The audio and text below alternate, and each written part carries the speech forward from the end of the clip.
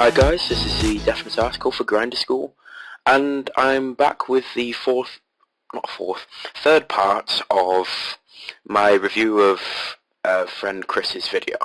It's actually the day after the first two parts were recorded here, so apologies if I go over some things more than once, which could possibly happen. As in when I've gone through them in the previous day. I think calling ace jack there is fine. We want to keep the fish in the pots, so that's a big consideration. And I do quite like donking his flop. I think in theory it's probably not such a good idea, since in the big blind we should probably have the weakest range on this board. So we don't really have the range advantage that's normally necessary to justify developing donking ranges. But I think that most 50NL regs are going to be incapable of exploiting that, and also we want to get value from the fish, and given our relative position, in that he's trapped between us and the reg, we would rather do so by donking than check raising, because check raising forces the fish out. And also, we can't really check raise. We'd have to check call this flop, I think, against the reg C bets. And although this board isn't outrageously wet, it's still not the sort of board we're delighted about seeing a turn three-way on, even with top two.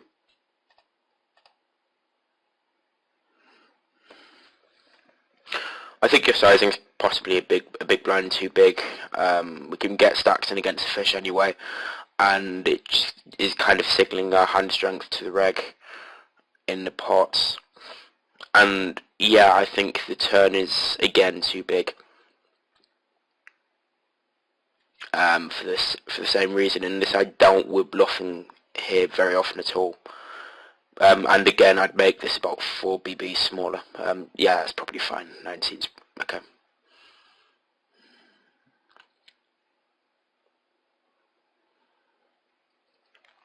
Yeah, I mean, the problem is, when you do make it that size, you're sometimes going to struggle to get called by hands as strong as ace-queen, which, if ace-queen ever folds there, then you're simply not getting a value ever. So, I'm pretty sure Chris understands this, but just for the benefit of the Grand School audience, the flop check call with ace-9 of diamonds is good, because although we have a pair and a flush draw, which is typically thought to be a great hand, especially top pair and not flush draw, if we raise, it's tough to see what we're getting value from. Sometimes we get called by, if we get called by ace queen, ace king, we're ahead in terms of equity, but firstly that's a very marginal thing. And I'm just thinking now, I'm not certain we are ahead in terms of equity. I'll look that up later. But if we are, it's very marginal. Moreover, if we get called by other hands, so if we get called by draws, they're likely to continue barreling anyway. And I don't think hands worse than top pair are calling. And furthermore, it's good to have some flush draws in our check calling range. I suppose the argument for check raising here could be that if we don't check raise, we don't have any nut flush draws in our check raising range, because there's nothing which makes ace-9 particularly worse to check raise as a nut flush draw than any other nut flush draw, because obviously those are all going to be pair plus flush draw hands. But with that said, I don't think it's especially important. So all it does is allow him to go batshit on flushing turn cards with king of diamonds hands as well as ace of diamonds hands. Assuming we're going to check raise some weaker king x of diamonds some percentage of the time, which we may not. And also, it's going to be tough for him to really go crazy with the ace of diamonds hands, because they're likely going to be hands which have too much showdown value for him to want to be bluffing with. I mean, obviously we have the ace of diamonds in this particular hand, but it's a spot in which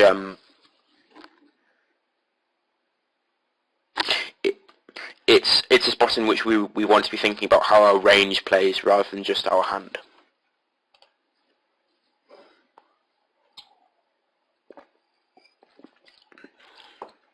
I like the river sizing. Plenty of draws missed. I think it's often quite deceptive. Just people often think they have more missed draws on specifically the offsuit 9 than they actually do, because obviously now when we have hands like 10-9, 8-9, or 10-8 or whatever, which probably check calls a flop, 8-5 suited, which will check call a flop or sometimes check raise. When we have those hands, the 9 obviously hits. So although the most obvious draw didn't get there rather, a loss of hands from other draws are now showdown value, and in general will be less inclined to bluff with diamonds on this river than other misdraws, because we do block because blocking diamonds isn't great, because they're one of the hands we expect our opponent to fold. So yeah.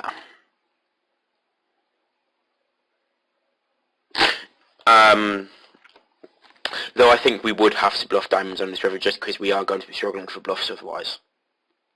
And we do have a ton of diamond combos, hence the reason, hence the bet size being okay.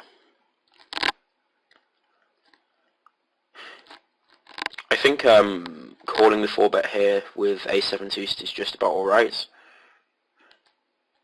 It plays decently okay in 4-bet pots, and we are going to be 4-betting a 3-betting a decent amount, small blind against button. It's very marginal though, and I wouldn't be surprised if upon some analysis it turned out to be bad against a guy with 5% 4-bet percentage rather than 4-bet range.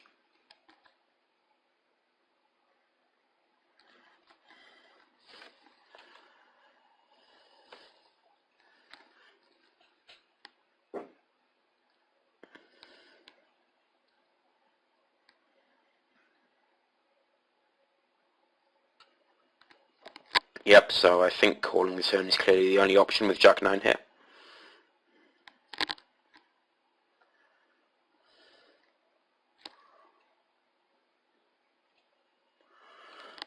The question I suppose now is whether we can get some really thin value on the river. On the one hand, our opponent's unlikely to have a queen. On the other hand, it's both possible for him to have a stronger jack than we do, which is going for some thinnish value on the turn that's added in weight to by the facts of his turn sizing, which was fairly small. And I think in general, when people do size like that on a board like this, they're either trying to block bet with a draw or trying to get some thin value. So I think you will have a reasonable amount of combos of Ace Jack and King Jack here, but it's tough to see someone who you do have tagged as a fish, although it's been notable throughout this video that your tagging seems to be quite inaccurate on a lot of people. It's possible for someone you have tagged as a fish to call with 10s, 9s and 8s, or even ace high, so I think this would be a good spot to value bet about 150. I don't think that you need to be really thinking about your range when sizing here against this guy. So I think you're just wanting to use a sizing which allows you to value bet, and obviously which maximizes EV, but which allows you to value bet and does get called by a reasonable range of hands, because whenever you value bet here, you are going to be behind some percentage of the time that you're called. I think as for the 8-6 diamonds hands, I think you need to bet about 325 on the turn, because the board's so wet, and yeah, and he's a fish and he's not folding a club, and it's pretty clear really. Obviously that's a pretty gross river, and I don't think we can do anything but check back.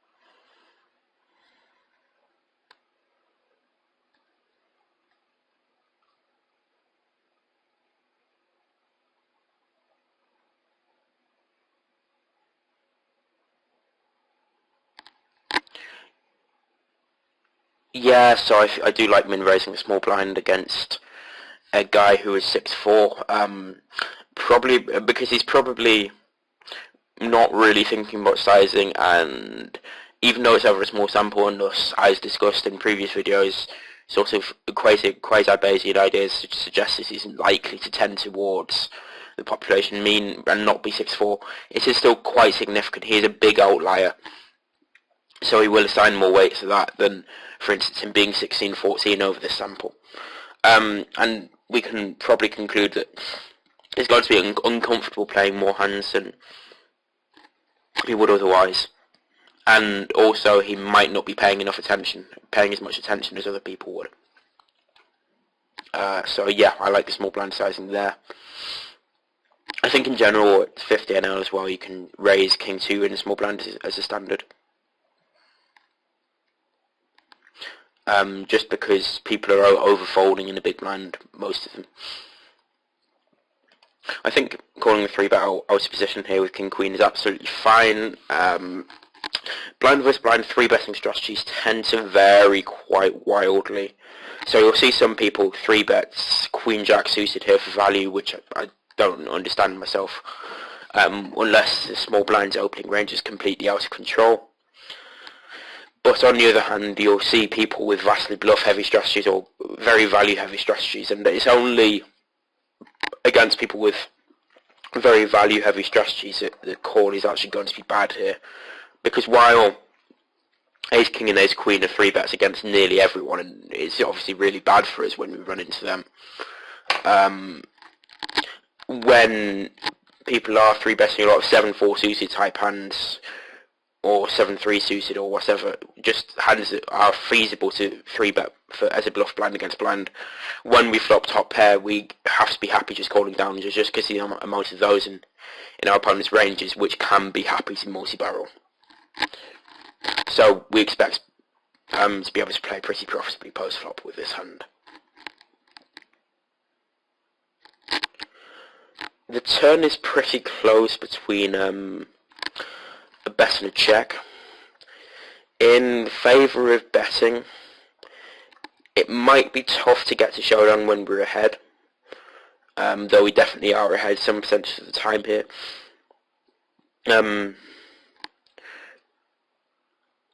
And we also block kings and queens, which are the hands we do expect never to fold after checking that flop, as well as any weak ace-x, so I don't think he should be 3-betting weak ace-x in this spot.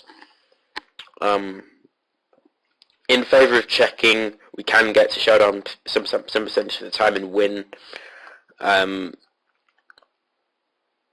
We can probably check call this turn, and also we don't actually fold out a whole lot of better hands by betting. So it's kind of 3 related reasons there. So I think on balance I'd check. Against this sizing, which is a little lower than usual, I think folding ace-8 is going to be fine here, even big blind against button.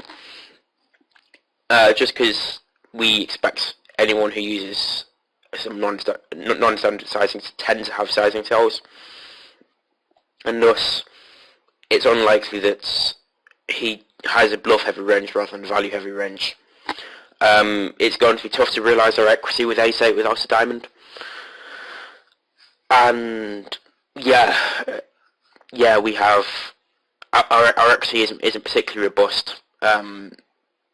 In that a lot of the turn cards which hit us, we're still behind a decent percentage of his range on.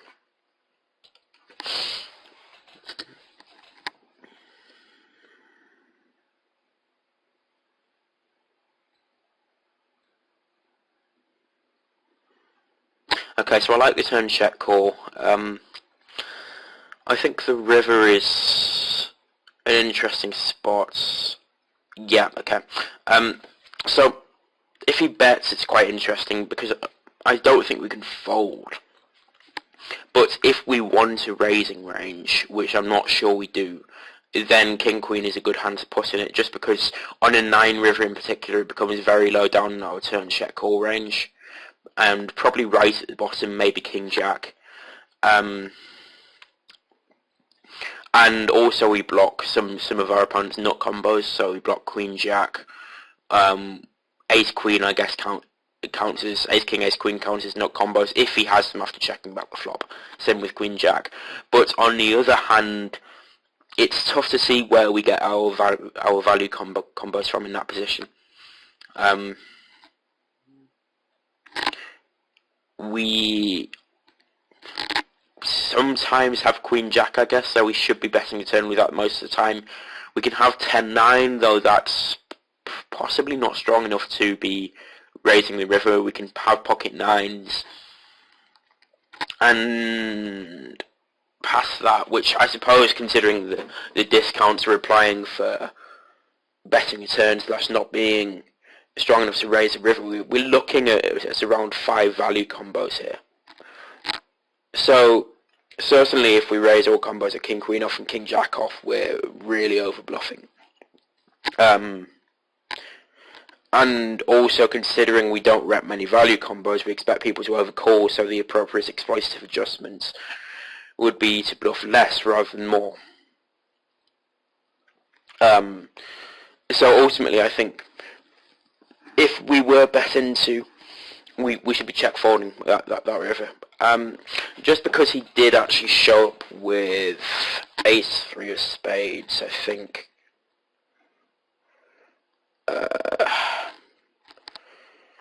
I'm just going to comment that I really dislike our opponent's play in this hand. Yeah, that looks like ace-3 of spades. Mostly pre-flop, ace-3 suited or offsuits is easily strong enough to call in the big blind to get to small blind open. So you don't really want to be mixing it in with your 3-bet bluffs. Also, if you do use that type of hand as a 3-bet bluff, then you start getting board coverage problems, particularly on somewhat counterintuitively on ace-high flops more than any other flop. The reason being that on ace-high flops, if our 3-bet bluffs are ace-x, then all of a sudden it becomes the case that the bottom of our range on those flops, blind against blind, is either 10s or jacks, depending on what we 3-bet. And this means that we can sort of be exploited on those flops by folding lots, by our opponent folding a lot, and it's going to be very tough to realise a lot of value with the stronger parts of our range there. But the key points rather than that is just that ace-3 suited and offsuits are both more than strong as a core, and we'd rather maximise the size of our defence range and thus maximise the EV of our total continuance range in a big blind there.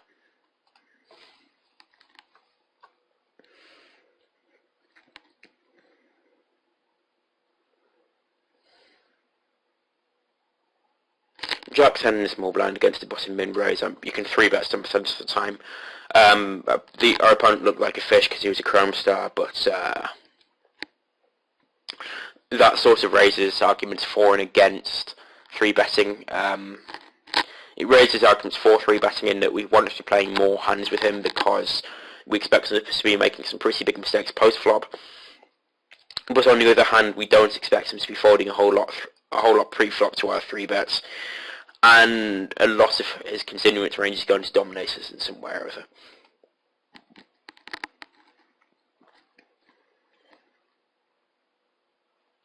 So yeah, I think folding's fine, but I don't think 3-betting would be a mistake either, assuming we are adopting a depolarized small blind 3-bet strategy.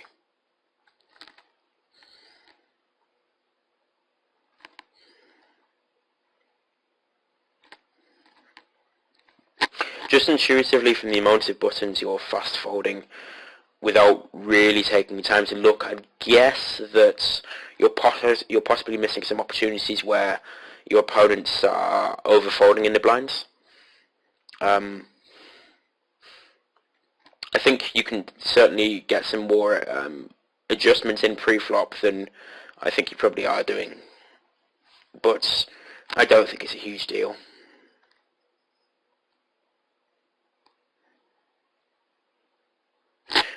I think ace-9 of clubs on this flop against the fish, you could probably either bet or check which ones fold to flop c-bets. Okay, so it's a very limited sample, but our opponent, even despite being fish, seems to be folding to a fairly normal amount of c-bets. So I think on balance this is probably a check, considering we have a decent number of bluffs here. Even say for instance ace 3 through ace 5 suited are good enough, are better to bluff here than ace 9, ace 7 suited, ace 8 suited, and also all the queen jack, queen 10, jack 10, jack 9, with a backdoor flush draw and some kind of backdoor straight draws. Although jack 9 is getting very marginal because it's very tough for it to turn any decent amount of equity. So I think c-betting isn't going to be a big mistake, especially against a fish, but I don't think that we want to be overdoing it.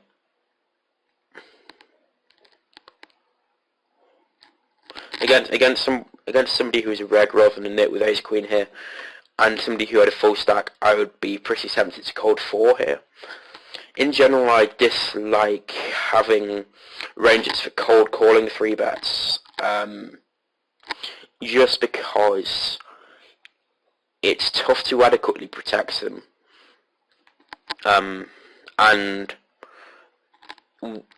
without flatting hands like aces and kings, and if we do that, we sort of stop having cold 4-bet range, which I think loses significant amounts of EV with those hands, and too much to justify developing a range of cold calling 3-bets. But with this stack size, and given the fact that he looks kind of nitty over a very small sample, I think just folding is better.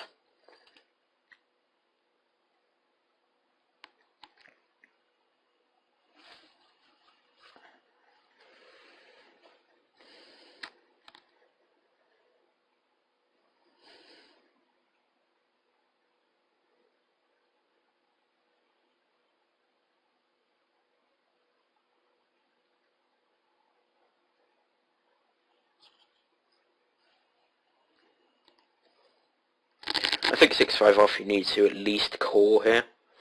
Well, not at least call. I think calling against a 2.5x small blind raise, defending with 6-5 off is probably close to mandatory.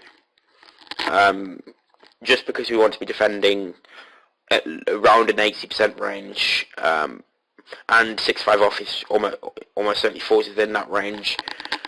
With that said, I think 3-betting might be marginally better than calling, but it's not a big difference. I think folding's the only real mistake there.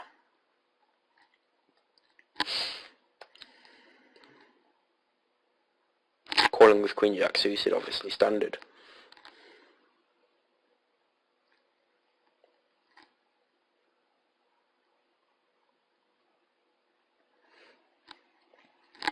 I think we ought to be betting this turn with queen jack against these players, Against regulars, I would recommend range checking this turn because it's not particularly favourable for our range because the pre-flop raiser should have all combos of ace king and ace queen and king queen. But, and he probably knows that, but against two fish I think we just want to realise our fold equity as well as our pot equity. And it also kind of sucks to check call because we don't beat his bluff, so if we do check call we pretty much have to check fold blank rivers, and if he checks back blank rivers he can often be checking back a better hand than ours, which he was bluffing the turn with. So that's not really a great result for us either. I mean, also kind of common misconception is that we simply don't have any fold equity against fish, when in fact we do, especially after they've taken some kind of passive line. Just because even they, I mean it's the same reason we see bet against fish, because they tend not to continue without made hands, and this means that we can often bet and expect to fold them off weak one pair hands and ace high hands, because they're not thinking about where those hands lie in their range, etc, etc. So that sort of adds to the reasons for betting queen jack here.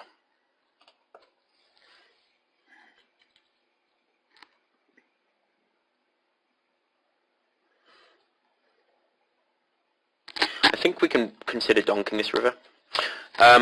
Just gonna head back a few seconds to where it was. The reason being that fish get very scared of flushes in general. They don't like betting worse than flushes with them on the board, but they're going to call much wider than that, even if they put you specifically on a flush. So, because we aren't going to see a bet very often when we do check and our opponent's checking, so we can't check raise effectively, and our opponent's calling range against a bet is likely to be pretty wide relative to that. I think donk betting about 725 is a better play here.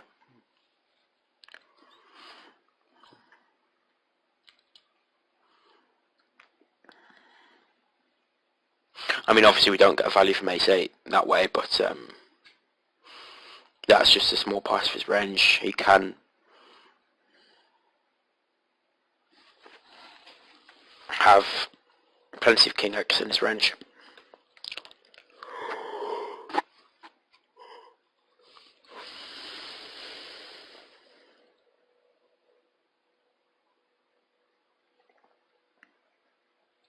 I don't really see the point in c-betting ace queen here, even against a fish. Again, I think you need to ask yourself what you're trying to achieve whenever you're betting, and it just seems to me that in this spot in particular, we don't really get called by worse or fold out better very often at all. I mean, sometimes ace-10, ace-9 calls, sometimes, because we're playing against a fish, sometimes ace-x calls. We could fold out through 3-3-7s, or ace-2 maybe, but I think checking back with the intention of calling all turns is likely to be a better play in the long run here.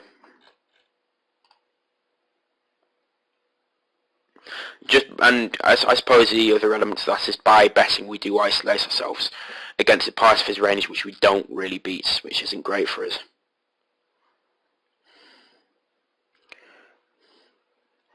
I think you riversize. I think $4 would be a good river sizing here.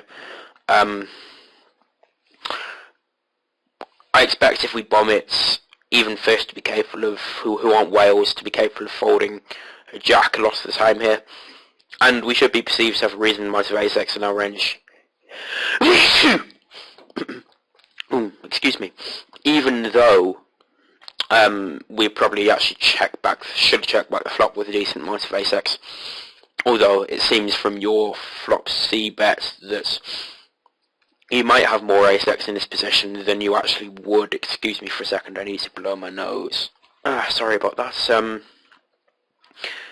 Yeah, so I think this is the sizing, about $4 is going to be the sizing which forces him to call with a lot of his one pair hands.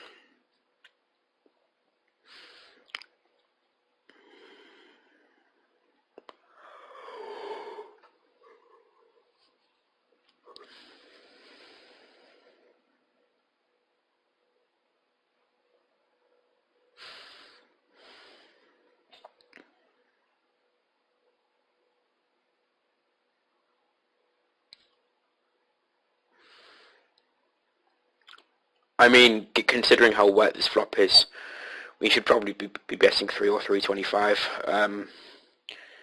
Primarily for value from the fish. We don't expect the cutoffs to be continuing often at all.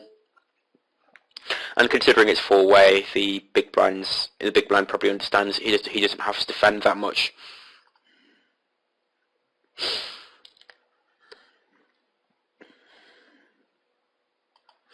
I think calling a check raise is good. I don't think there's much merit to 3-betting here because although our opponent definitely has some 2-pair combos, with rounds a whole ton, and obviously he can have a bunch of straight. If he has a ton of 2-pair combos, he can have a bunch of combos of straights, and obviously there are flushes he can have. But again, I don't know.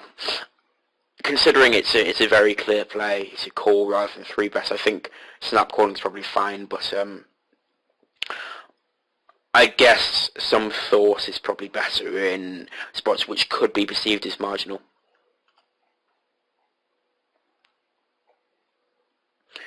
And I think checking back the turn is very clear here.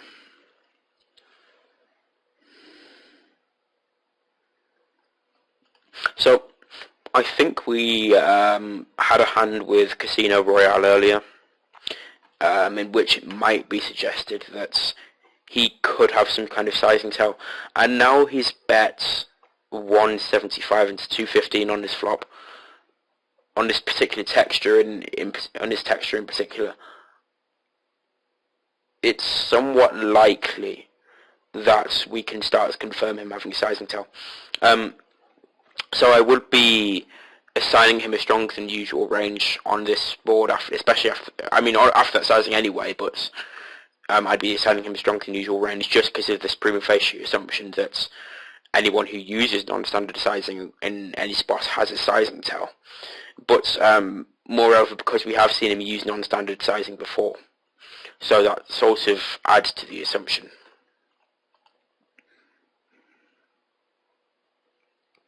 I mean, it's a very clear check call on the flop. There's just no way of doing anything else. But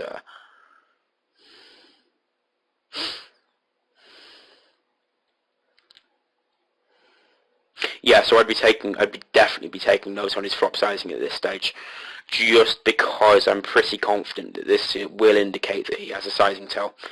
I'm sure everyone watching this will know what I mean by a sizing tell, but it's essentially that he bets bigger with stronger hands and bets smaller with weaker hands on pretty much all textures, and thus isn't reverting to a texture appropriate size, but rather using a size which he's comfortable with if he gets called.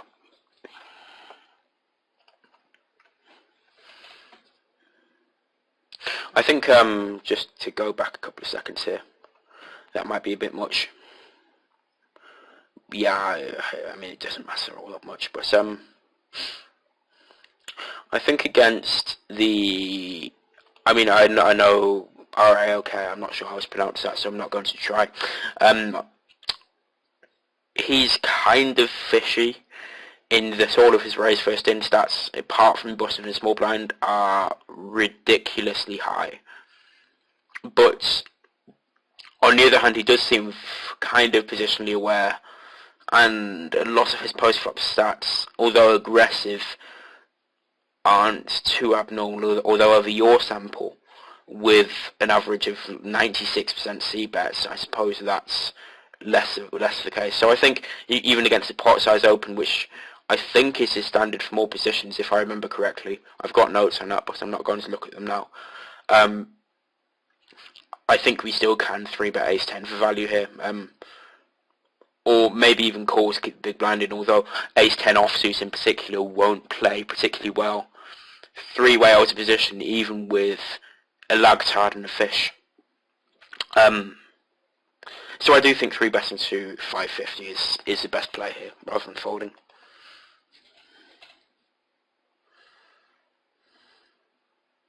It's also notable if you think back to the hand against Casino Royale, the hand we spent a while talking about sizing tells on, that he chose to check back the river with 10-7 on King 10-10 Queen Queen, because we shouldn't be perceived to have too many Queen X in our range, but for his unusual sizing, we should be perceived to be calling down with a king pretty often. So it's also likely that we can get the read that he's somewhat nitty with value bets, with sort of the weaker end of a feasible value betting range. Or he's scared of cards which worsen his absolute hand strength, or not worsen his absolute hand strength, but which make a single card better than him without really thinking whether it's likely for hero or villain or whatever you want to call it to have much of that card in their range at all.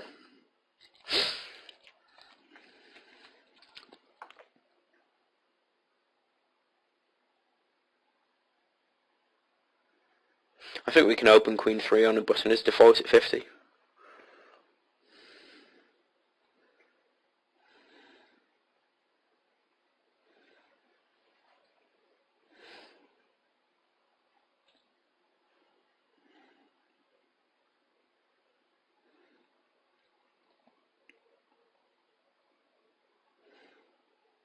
King 2 is pretty close between an ISO and a fold. It depends how comfortable you are, really. If you're not particularly comfortable with playing weak offsuit hand in position on fish, then I guess folding's fine.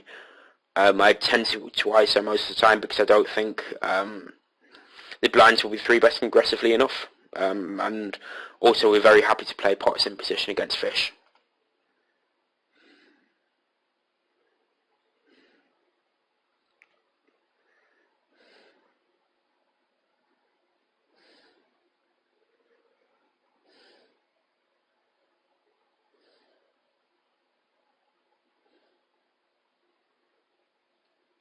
I think against a button 3x and a small blind call, just heading back a second.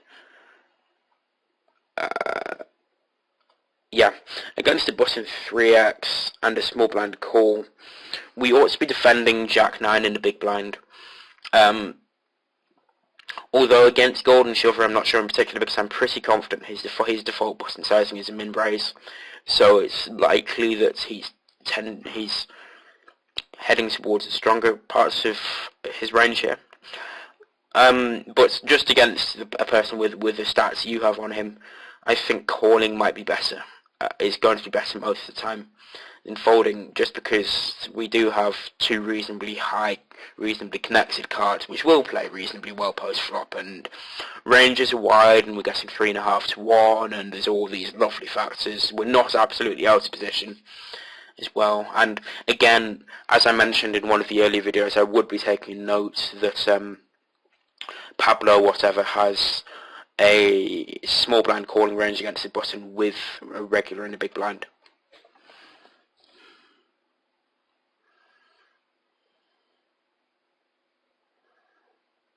I think ace-10 is just a 3-bet in this spot against 2.5x regardless of how often our opponents fall into 3-bets.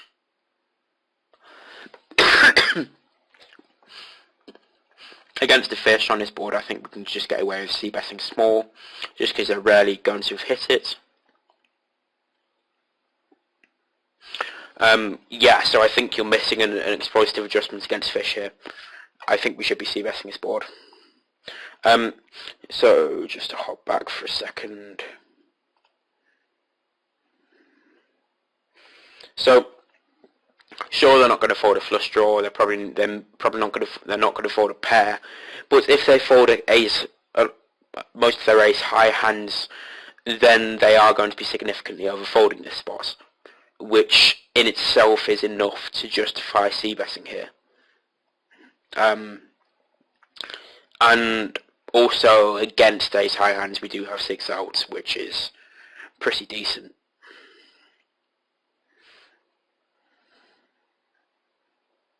And also we allow ourselves to get bluffed, or well, not bluffed, because we're very rarely going to have the best hand, but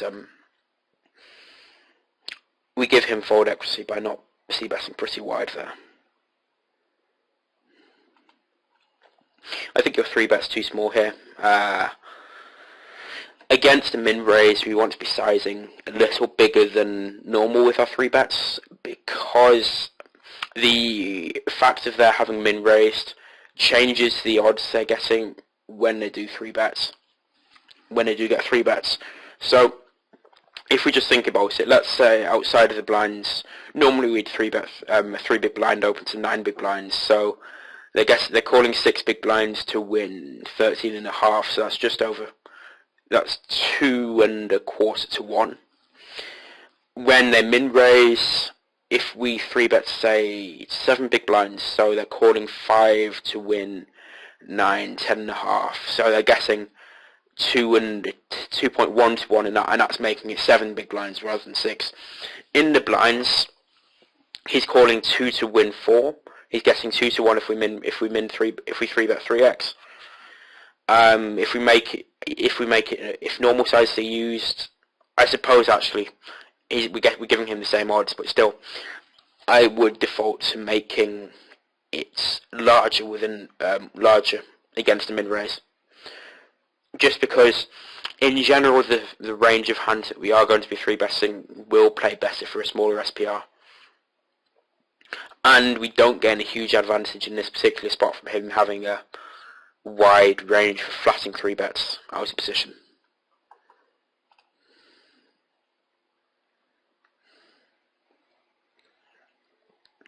If we know our opponent's good, then we can consider checking kings with a spade here.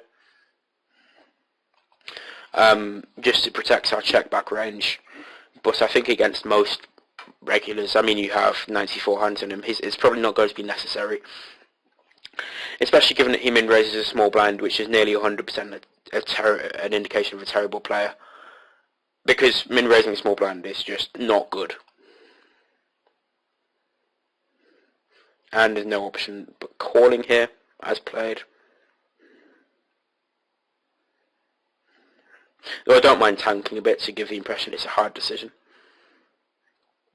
I think when he snap checks his turn, the best play is going to be betting about a third pot, because I don't think he's ever going to with your entire flop calling range, I mean, because I don't think he's ever going to be checking quite that quickly with a made flush. So this way we sort of put him to a tough decision with whatever he's checking. If he has a set, he's probably going to call because sometimes he's ahead and he can boat up on some rivers, but with whatever else he's check raising, it's going to be very tough for him. Yeah, I do think we need to be betting with the king of spades, especially against that speed of check. And now there's no option but to call, really. Just a quick note, you probably want to be ISOing bigger than we'd be raising normally. But I think I've seen you normally do that, so I'm assuming you just didn't notice that he wasn't a big blind.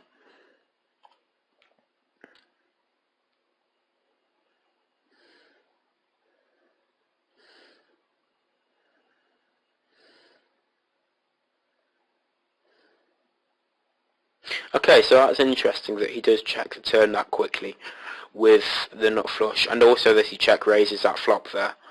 I mean, his play throughout the hand is pretty terrible. So min raising the small blind is just terrible with any hand. Calling the 3-bet out of position with ace 2 offsuits is pretty terrible. Raising the flop is sort of okay because you do have a gut shot and an overcard as well as the nut flush draw, so you don't mind getting it in. But I suppose he min raised, which again isn't great. Checking a turn, I think, misses value from a lot of our range, which will want to call the turn, and also the king of spades and jack of spades, which probably want to call down turn and river. Yeah, I don't like his play at all here.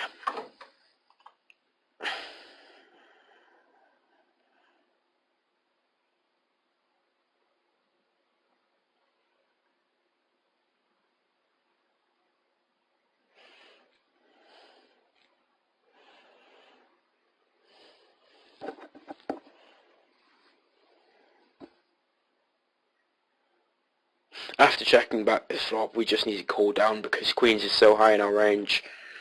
There's just no two ways about it.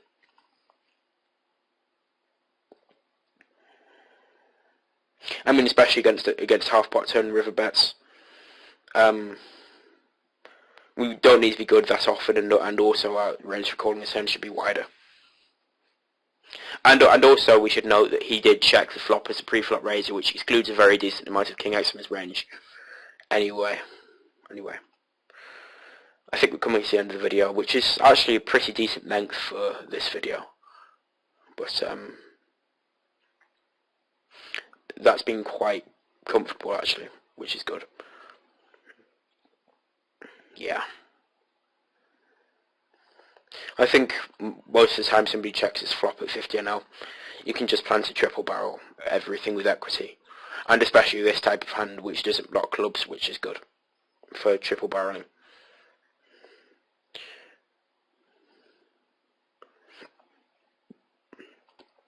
Your bet needs to be bigger though. On this texture. Just because someone's checked and thus is likely has a weak range doesn't mean we can just forget about using different sizings for different textures.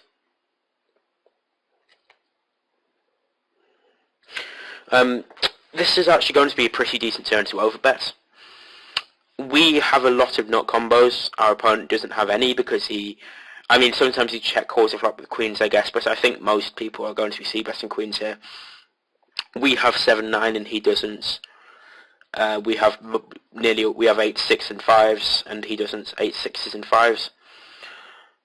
So because he's capped, we have a big range that we can bet any size of value with, which allows us to develop a wide turnover betting range, which